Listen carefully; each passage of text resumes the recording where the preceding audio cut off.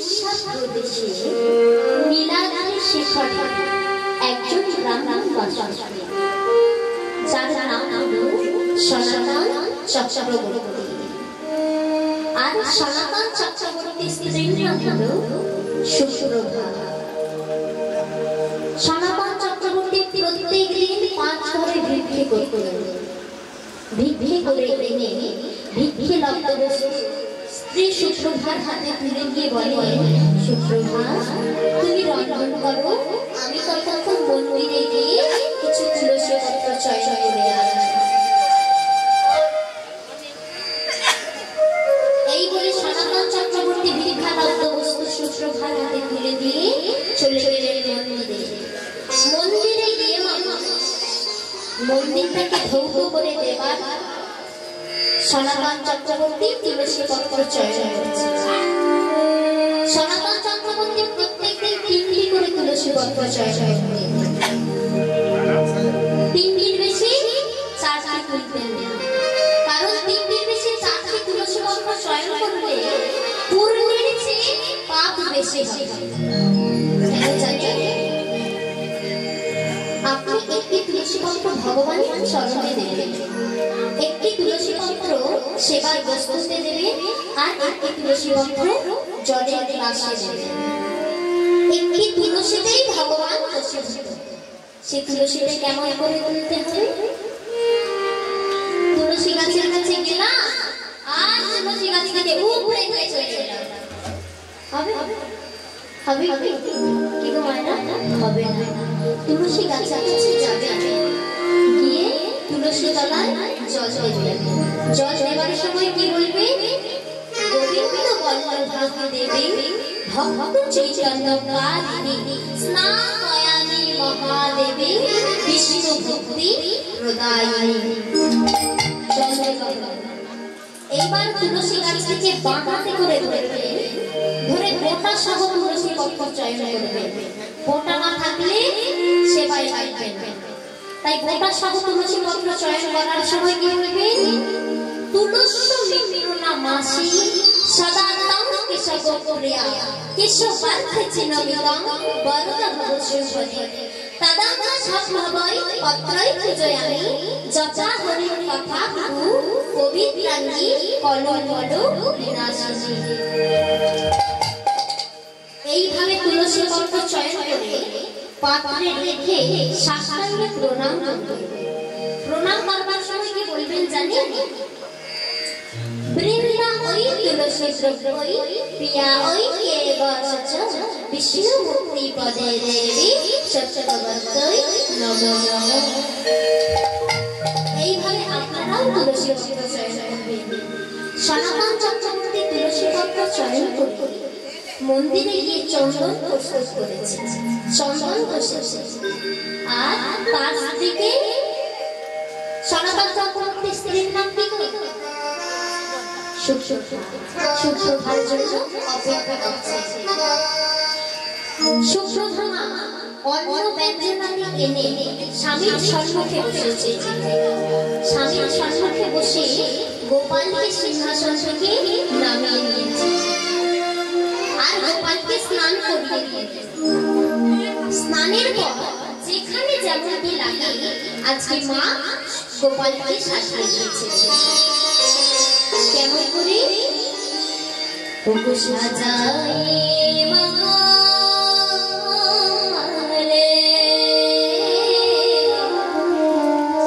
সাজায়ে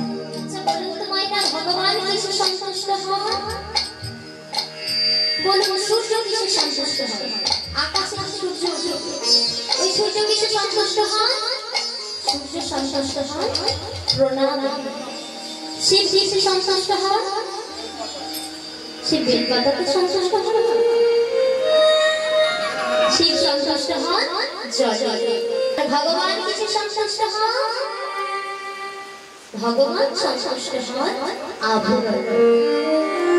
আভরণটা কি জানেন? আভরণটা সোনা দানা।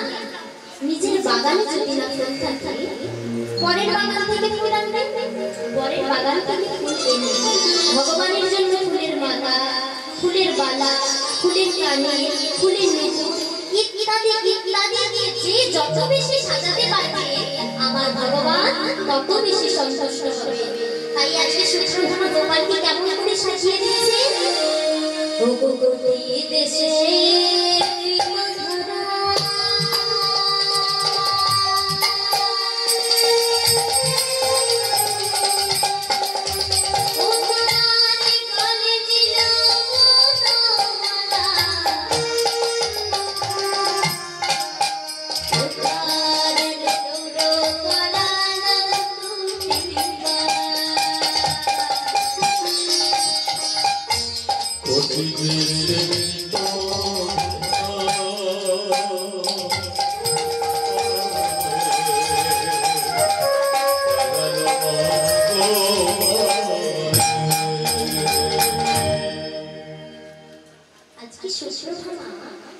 গোপালকে সাজিয়ে দিচ্ছে আর গোপাল মায়ের দিকে তাকায় তাকায় দেখছে। সুপ্রভাত মনের মতো গোপালকে সাজিয়ে দেওয়ার পর তিনি পুনরায় গোপালকে সিংহাসনে বসিয়ে দিলেন আর বললেন, গোপাল তুই একটু অপেক্ষা কর বাবা, আমি একটু সেজে আজকে মা সাজা কেমন করে। তিনি 12টি মূল্যবান অলংকার ধারণ করেছেন। আপনারা হয়তো বলবেন যে এই একটু আগে তো তুমি বলে গিয়েছো যে তারা ভিক্ষা করে তাদের দিন যায়, তাদের আবার কি অলংকার, তাই না? কিন্তু মাগো সুপ্রভা মায়ের যেটা অলংকার সেটা আপনারাও ধারণ করবেন। আমাদের অলংকার কি? সোনা দানা, তাই না? সোনা দানা তো আমাদের অলংকার। মাগো ভগবানের যখন সেবা দেবেন না, আমাদের মূল্যবান অলংকার সোনা দানাগুলো একটু খুলে নিলে ভগবানের সেবা। কেন জানেন? কারণ কলি মহারাজ পরীক্ষিতকে আগে থেকেই বলে রেখেছে, প্রভু আপনি তো আমাকে আপনার রাজ্যে থাকতে দিলেন না, আমাকে আপনি 4টি জায়গায় কোথায় কোথায় বলে সুরাজ যেখানে আমি থাকবো সেখানে, জুয়া খেলা, পাশা খেলা, টাকা পয়সা লেনদেন যেখানে আমি থাকবো সেখানে, সোনা যেখানে আমি থাকবো সেখানে। আর যখন কোন কৃষ্ণ ভক্ত পূজা অর্চনা করবে তাদেরকে আমি কোনোদিনই পূর্ণ লাভ করতে দেব না, দেব না, দেব না। তাই মানুষ সাবধান, এক মনে কৃষ্ণ নাম শ্রবণ করবে এবং পূজা অর্চনা যখন করবে মনোযোগ সহকারে করবে, না হলে কিন্তু বলি আপনাদেরকে গ্রাস করবে। আজকে সুপ্রভা 12টি অঙ্কে তিলক ধারণ করেছে। কোথায় কোথায় যাচ্ছে? ললাটে একটি, কণ্ঠে একটি, হৃদয়ে একটি, নাভিতে একটি, পার্শ্বদে একটি, বাহুতে একটি, কটি হলো? কেউ করেন যত না করবেন ততই ভালো। কম বলতে পারলে আমারই লাভ, তাই না? কটি বলেছিল? 10টি বলেছে। আর মস্তকে একটি আর পৃষ্ঠে একটি। এইভাবে আপনারাও সাজবেন। আজকে শুক্রবার 12টি অঙ্গের তিলক ধারণ করে স্বামী স্ত্রী দুইজনে একটি তুলসী পত্র গোপালের চরণে অর্পণ করেছে। একটি তুলসী পত্র জলের গ্লাসে দিয়েছেন আর একটি তুলসী পত্র সেবার বস্তুতে দিয়ে সুপ্রভা আর সনাতন চক্রবর্তী যে যার মনের ভাব প্রকাশ করছে। কেমন করে জানেন? প্রেমের ভিখারি আমি,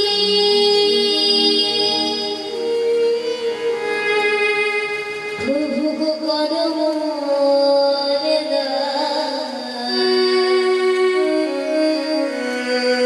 তুমি দিও না গো পাইতে ও ভগবান।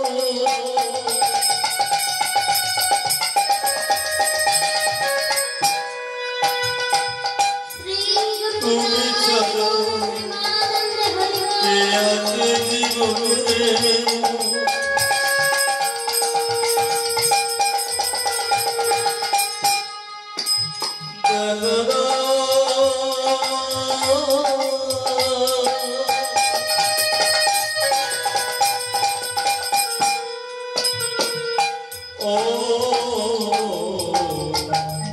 প্রভু গো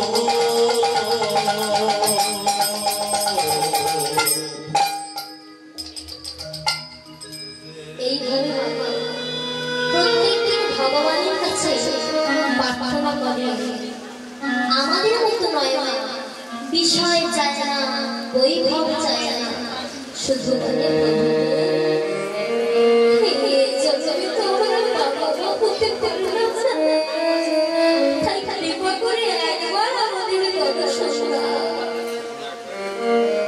মাগো বাবা মা হতে পারলো না কেন শাস্তি বলবিনে দেখো এই চলাচলে যে যেমন কর্ম করে সে তেমন ফল পায় যে চাষা অলস করে বিচিনা মনে করে কখন ফল পাবে সে কেমন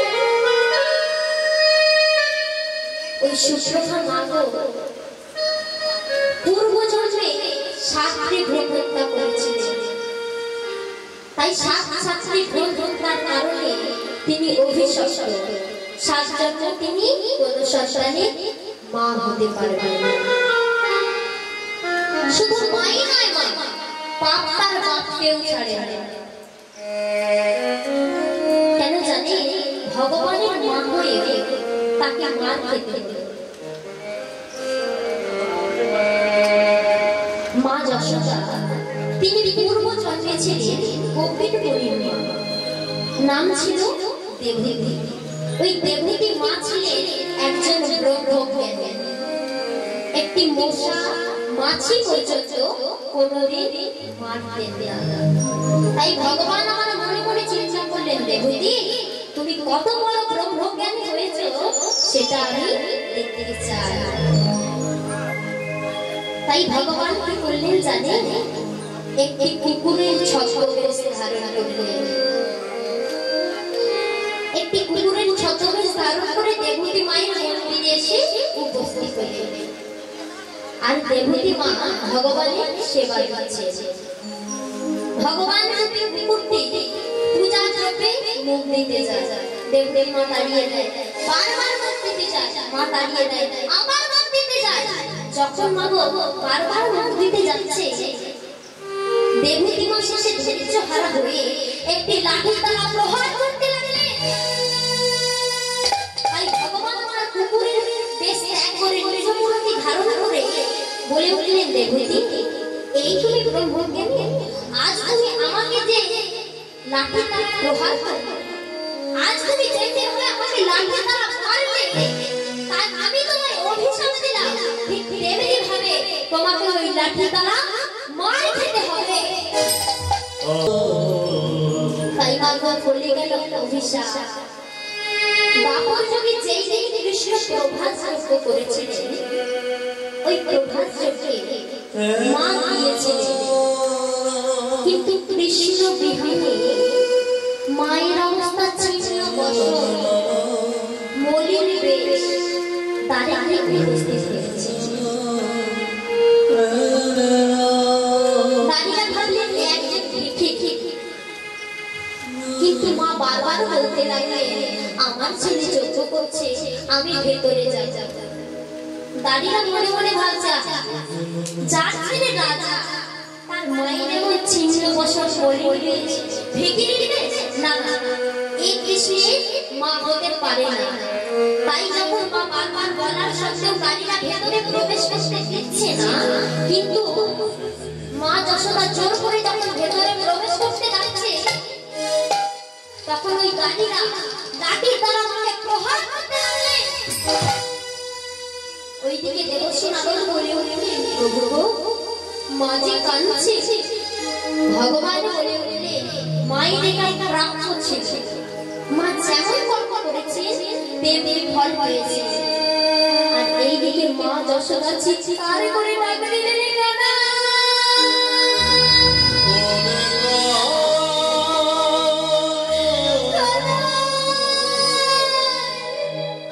ওরে আমার প্রাণের কানাই রে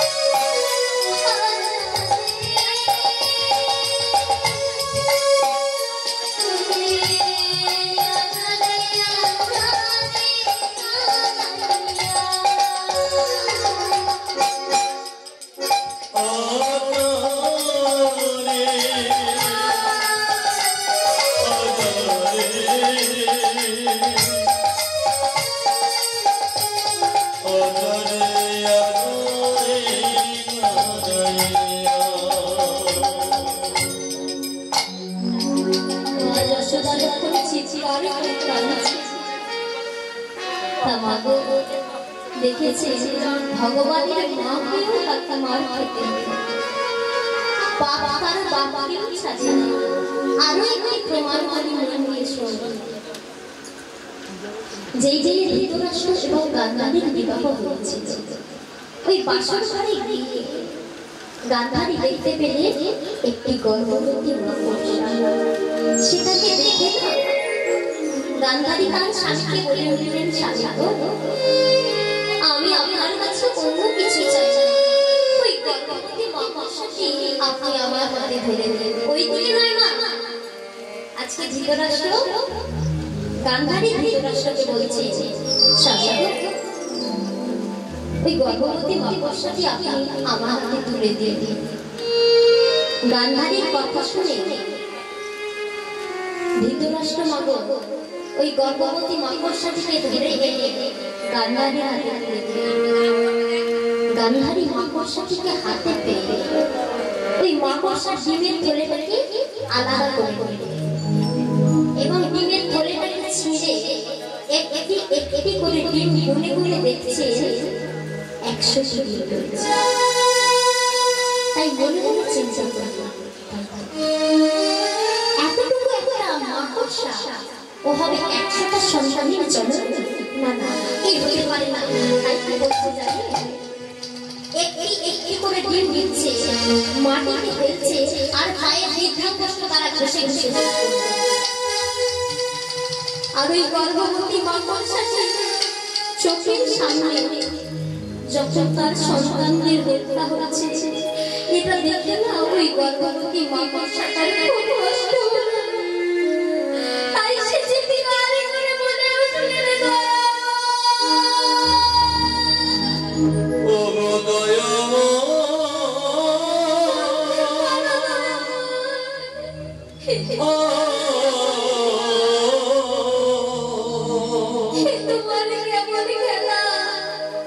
তোমার কেমন খেলা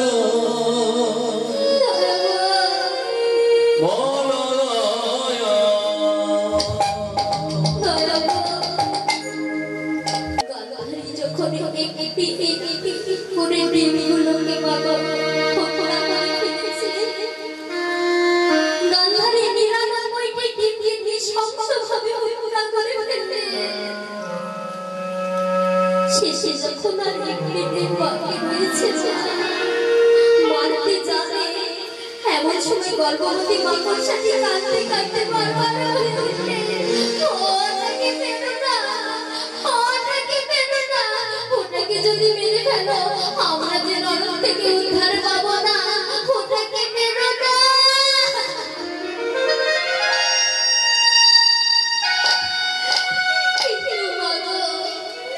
গান্ধারী শেষ জীবনে কেউ আর রাখলেন না, সেটা কেউ পায়ের বৃদ্ধা কষ্ট তারা ঘষে শেষ করে দেবে। তাই গর্ভবতী মাগোর সাথে কাঁদতে কাঁদতে গান্ধারীকে অভিশাপ দিয়েছিলেন। গান্ধারী আজ যেমন আমি শতপুত্রের জননী হওয়ার পরে আমার মুখাগ্নি করার মতো কেউ রইল না, আমাদের পিণ্ডদান করার মতো কেউ রইল না। তাই আমি তোমায় অভিশাপ দিলাম, একদিকে তুমি হবে শতপুত্রের জননী, কিন্তু শতপুত্রের জননী হওয়ার পরে তোমার মুখাগ্নি করার মতো কেউ থাকবে না, পিণ্ডদান করার মতো কেউ থাকবে না। তোমার চোখের সামনে শতপুত্র এক এক করে মারা যাবে।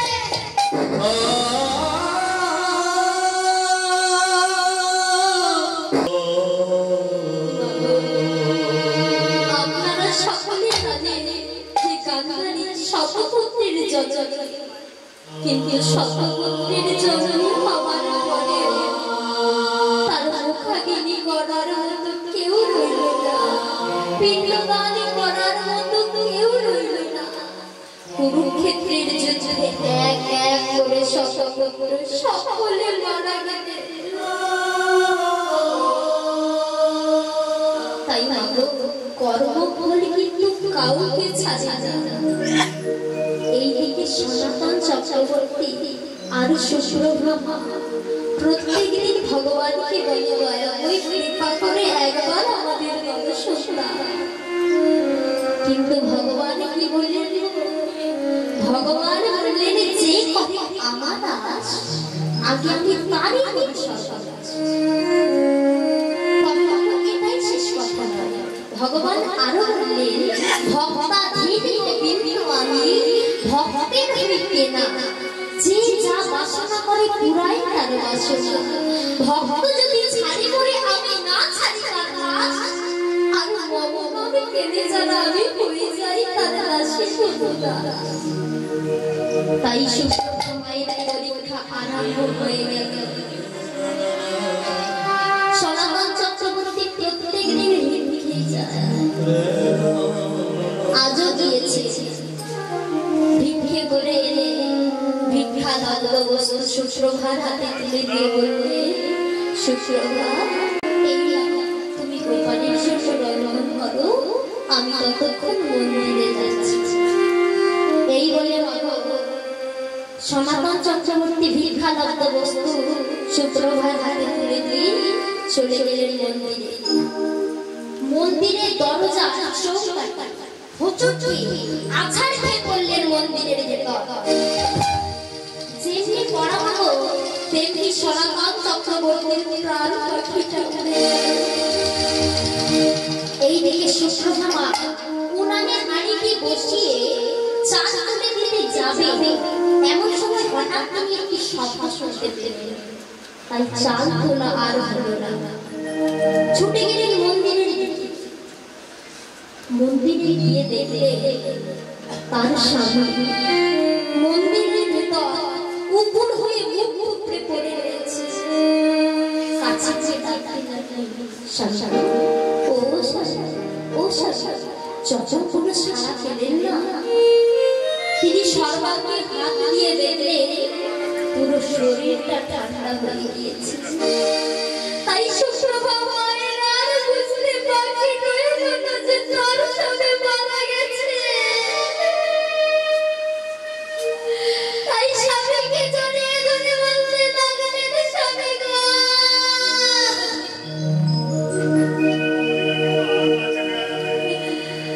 কোন পাপে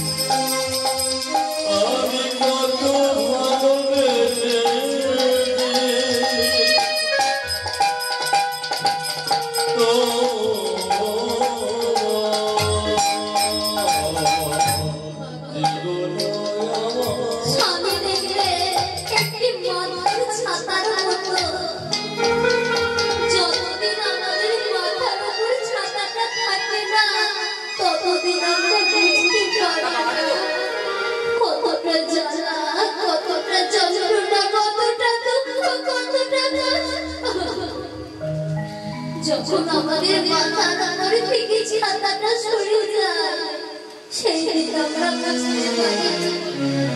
তাই শুক্র ভগবানকে বলছে ছাইলে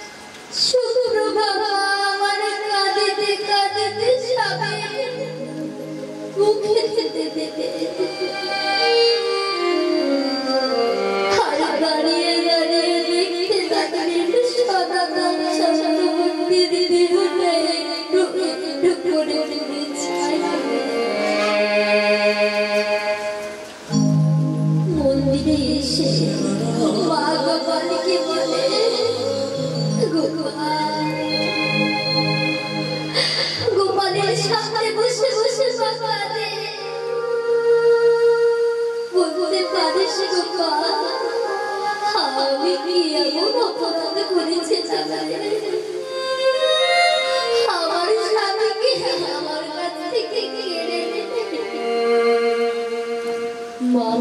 অসুচ পালন করতে লাগলেন। 10 দিনের তিনি ক্ষৌর কর্ম, 11 দিনের দিন সাধ্য কর্ম মিটে গেল। পরদিন সকালে মা মন্দিরে গিয়ে গোপালকে বলে, গোপাল আমি তো একা, তাই আমি আর তোকে মন্দিরে রাখবো না, তুই থাকবি আমার কাছে। সেই দিন থেকে গোপালকে মা নিজের কাছে কাছে রাখে। নিজে যখন স্নান করে তখন গোপালকে স্নান করিয়ে দেয়, নিজে যখন খায় তখন গোপালকে খাইয়ে দেয়, নিজে যখন ঘুমোয় গোপালকে বিছানায় নিয়ে গিয়ে গোপালের মাথাটা কাঁধে রেখে মা কাঁদে আর বলে, গোপাল ঘুমিয়ে পড় বাবা। মা কাঁদে আর বলে, গোপাল ঘুমিয়ে পড় বাবা। এই জীবনে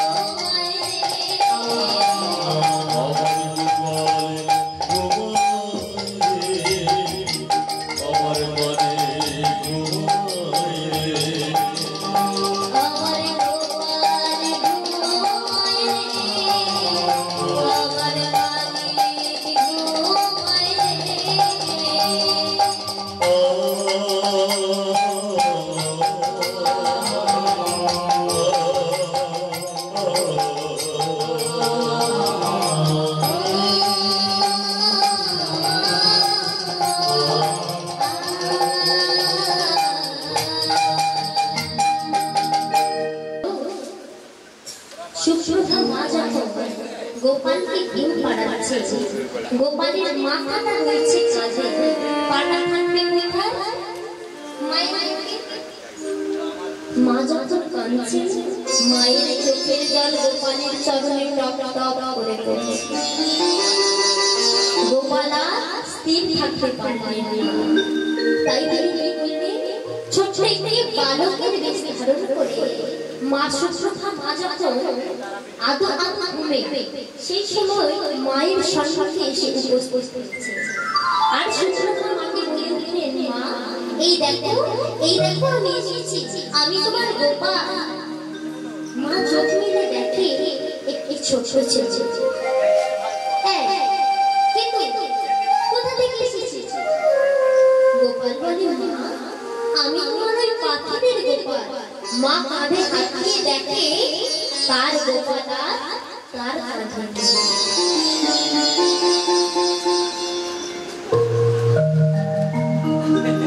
তাই সুশ্রোতা মায়ের আর বুঝতে বাকি রইল না যে স্বয়ং গোপাল এসেছে। তাই গোপালকে জড়িয়ে ধরে বলে মুশকি বলে, গোপাল বাবা তুই আমায় কথা দে, বাবা তুই আমায় ছেড়ে কোনোদিন কোথাও যাবি, কথা দে গোপাল। গোপাল বলে, মা আমি তোমায় কথা দিলাম, আমি তোমায় ছেড়ে কোথাও যাব। সেই দিন থেকে গোপালকে সুশ্রোতা মায়ের কাছে থাকে। গোপাল মা গো সুশ্রোতা মায়ের কাছে থাকে ঠিকই, কিন্তু ভিক্ষে কে করতো? সনাতন চক্রবর্তী। এখন ওই ছোট গোপাল ভিক্ষে করতে যায়, নগরে নগরে গিয়ে ভিক্ষে করে আর বলে, আমায় কিছু ভিক্ষে দাও। এই বলে নগরে নগরে ভিক্ষে করতে যায়। আর পাড়া প্রতিবেশীরা সকলে গোপালকে দেখে আর জিজ্ঞাসা করে, এই কে তুই, কি তোর পরিচয়? গোপাল বলে, সনাতন চক্রবর্তী বলেন আমার বাবা, আর সুশ্রোতা বলে আমার মা।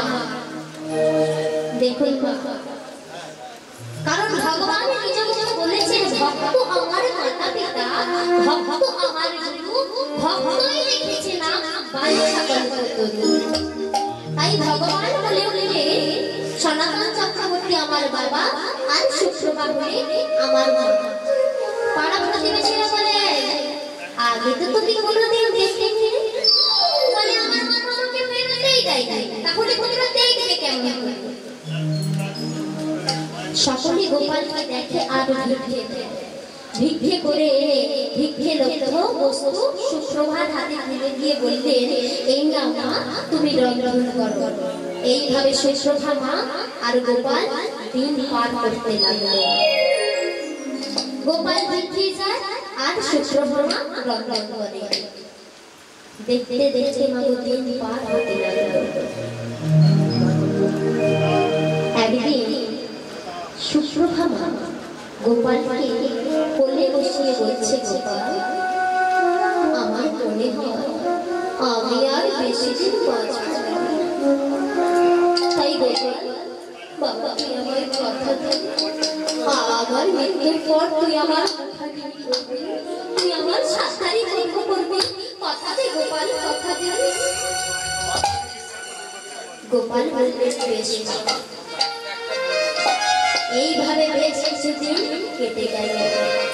হঠাৎ একদিন সুশ্রোতা মা আর ভালো করে দেখতে পারে না, ঠিক মতো চোখে দেখতে পায় না। হঠাৎ একদিন সুপ্রভাত মারা গেলেন।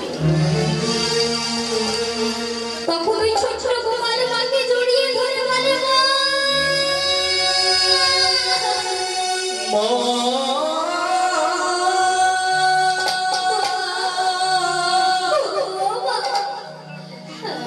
একবার কথা বলো না, কে আমায় খাইয়ে দেবে, কে আমায় স্নান করিয়ে দেবে, কে আমায় ঘুম পাড়িয়ে দেবে, একবার কথা বলো না।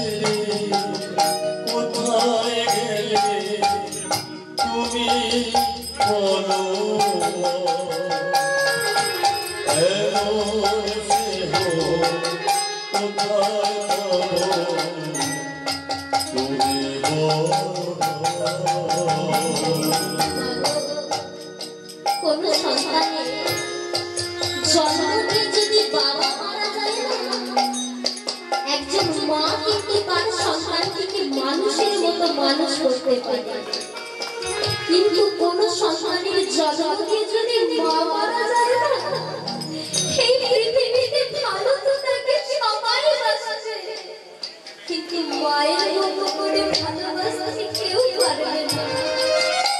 ওই মায়ের মাথাটা যদি সন্তানের পোতা থাকে, সেইখান থেকেও মা বলে আমার বাচ্চা যেন ভালো থাকে, কিন্তু সেই মায়ের ভালোবাসাটা আমরা বুঝতে পারি না। যেমনি মাগো দাঁত থাকলে দাঁতের মর্ম কেউ বোঝে না, তেমনি মাগো মা হারালে আর মাকে পাওয়া যায় না। তাই কি বলছে, তোমার গর্ভে জন্ম নিয়ে তোমার জিয়ে দাও না, ছোট থেকে বড় না তোমায় বুঝলাম না।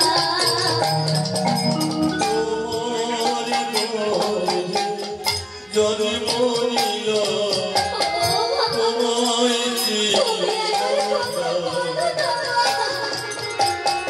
ছোট থেকে বড় তোমায়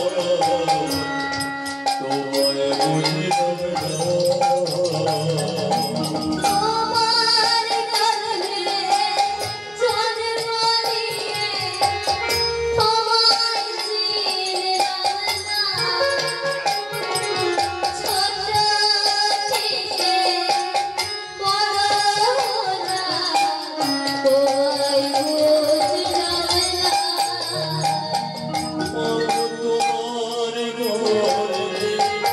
জন্ম নিল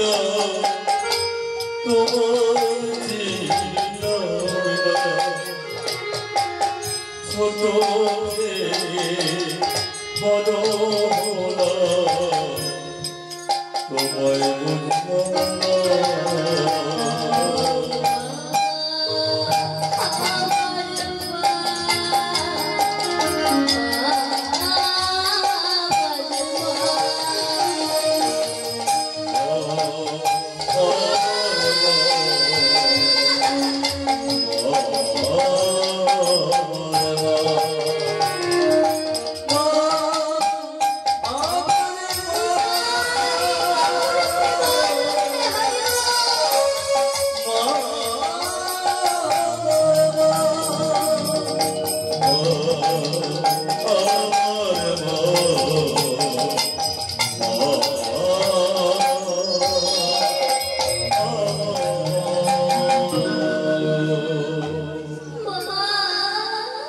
একবারে কথা বলো না। গোপাল যখন উচ্চই স্বরে কাঁদছে, পাড়া প্রতিবেশীরা ছুটে এলে, ছুটে এসে জানতে পারলেন যে শুক্রগ্রহ মারা গেছে। তাই শুক্রভাবাকে শ্মশানে নিয়ে গেলে, শ্মশানে নিয়ে গেলে চিতা সাজাতে এবং চিতার উপর তুলে দিলেন শুক্রভাকে। আর ওই মাকে দেওয়া কথা রক্ষা করবার জন্য স্বয়ং গোপাল ঠাকুর মায়ের মুখাগিরি করলেন। আর শ্মশানচারী যারা ছিলেন তারা দুটি কাছা এনে একটি কাছা গোপালকে পরিয়ে দিলে আর একটি কাছা গোপালের কাঁধে দিয়ে দিলে। গোপাল ঠাকুর মায়ের মুখাগিরি করবার পর শ্মশানচারী যারা ছিলেন শ্মশানের কাজ সমাপ্ত করে সকলে বাড়িতে ফিরে গেলেন। গোপাল বাড়িতে গিয়ে বাড়ির ভিতর প্রবেশ করে একবার বিছানায় শুয়েছে, মা বুঝি বিছানায় রয়েছে। একবার মন্দিরে যায়, মা বুঝি মন্দিরে রয়েছে, সেখানেও পায় না। একবার রান্নাঘরে যায়, মা বুঝি রান্নাঘরে রয়েছে। যখন কোথাও আমাকে খুঁজে পাচ্ছে না, গোপাল চিৎকার করে বলে মা।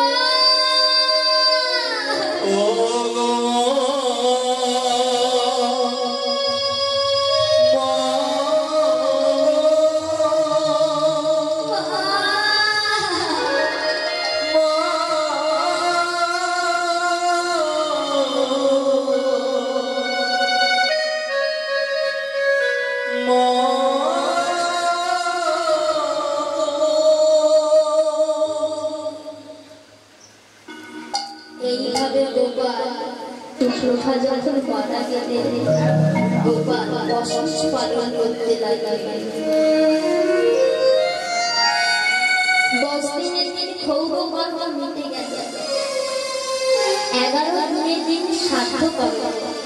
ওই শ্রাদ্ধের দিন গোপাল নগরে নগরে গিয়ে বিয়ে করে আর নগরবাসীকে গিয়ে বলে, আমায় কিছু ভিক্ষা দাও যাতে আমি আমার মায়ের পারলৌকিক কর্ম করতে পারি। যিনি সর্বই শস্যপূর্ণ ভগবান, তিনিও কিন্তু ভিক্ষে করবেন। কেন জানেন? তিনি জগৎকে জানালেন পিতা মাতার শ্রাদ্ধ কর্মে যার যতই ধন ঐশ্বর্য থাকুক না কেন, ভিক্ষে তাকে করতেই হবে। ভিক্ষে করে এনে ভিক্ষে লব্ধ বস্তু পুরোহিত ঠাকুরের হাতে তুলে দিলে,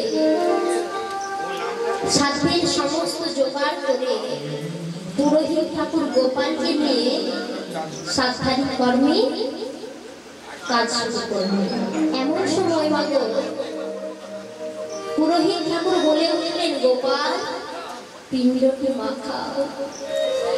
গোপাল পিণ্ড মাখাচ্ছে আর হাওয়া হাওয়া করে কাঁদছে। আমাকে এইভাবে মাখিয়ে খাইয়ে দিত, আর আজ আমি মায়ের জন্য কি মাখাচ্ছে। পুরোহিত ঠাকুর বলে উঠলেন, গোপাল চোখের জল ফেলতে নাই, চোখের জল মোছো, পিণ্ডটি মাখাতে মাখাতে। গোপাল যখন কাঁদছে না, পুরোহিত ঠাকুর বললেন, কেঁদো গোপাল, পিণ্ডটি না, পিণ্ডটি নিয়ে চোখের জল মুছে মন্ত্র উচ্চারণ করিতে করিতে গোপাল পিণ্ডদান করলেন।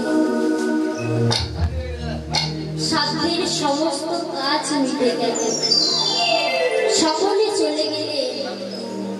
আর গোপাল মনে মনে ভাবছে, আমি আর এখানে থেকে কি করবো? আমার মা নেই, আমার বাবা নেই, আমার কেউ নেই, আমি আর এখানে থাকবো না। তাই আগের মতো ওই পুরী ধামে গিয়ে উপস্থিত হলেন। যে দুটি কাছা শ্মশানচারীরা পরিয়ে দিয়েছিলেন, সেই দুটি কাছা নিয়ে গিয়ে ওই পুরীর পার হয়ে বিমলা দেবীর মন্দির, ওই বিমলা দেবীর মন্দির পার হয়ে পরপর 3টি মন্দির রয়েছে। ওই 3য় নম্বর মন্দিরে গিয়ে দেখবেন গোপালের ডান দিকে সাদা কাছা দুটি এই কারণে রাখা হয়েছে। ভক্তকে দিয়ে কথা ভগবান রক্ষা করেছিলেন, তার প্রমাণ ওই কাছা দুটি। তাই আসুন আজকের বিষয় এইখানে রেখে গেলাম। ও মিলিল মিলিল ভালো সুজনে সুজনে।